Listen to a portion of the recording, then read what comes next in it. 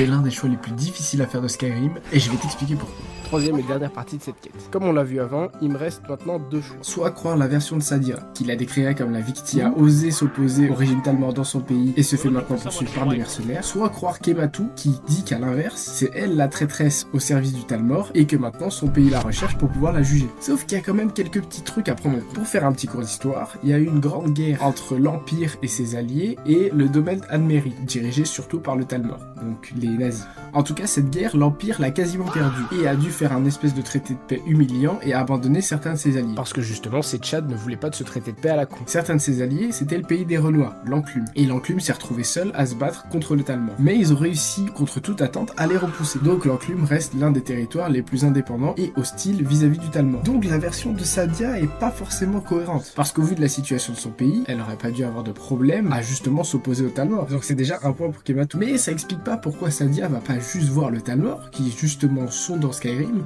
pour pouvoir leur demander leur protection. Donc, un peu mitigé. Par contre, en continuant la quête, on peut trouver quelques éléments de réponse. Pour cela, on va suivre le plan de Kematu, en attirant Sadia en dehors de Blancherive pour créer la confrontation. Et là, ça va être intéressant parce qu'il y a 3 cas de figure qui peuvent se présenter. Lorsque Kematu la confronte, déjà elle est choc-barre parce que tu l'as trahi, et il va utiliser un sort de paralysie pour l'immobiliser, et ensuite, comme promis, l'extrader à l'Enclume, en nous précisant qu'on lui a rendu un fier service. Option numéro 2. Une fois que Sadia est devant Kematu, je peux tuer Kematu devant Sadia, parce qu'en fait, il est venu tout seul. À ce moment-là, Sadia est un peu furieuse qu'on l'ait amené dans un piège, mais quand même contente qu'on ait fini par tuer Kematu, et va nous récompenser pour l'argent qu'on a donné. Elle va pas se montrer non plus très reconnaissante, mais bon, ça reste une femme. Et troisième option, là ça se passe à peu près comme la première option, c'est-à-dire que Kematu immobilise Sadia, nous remercie, on récupère l'argent, et après on peut tuer Sadia qui est immobilisée. Et ça va absolument pas lui plaire. En gros, il va t'engueuler en disant que ça servait à rien et que t'as ruiné tous les efforts qu'ils avaient fait pour la récupérer en vie. Et je vous avoue que cette dernière interaction me fait quand même pencher du côté de Kematu, parce que pour moi tout corrobore. Le background de l'Enclume avec le Talmor fait que l'histoire de Sadia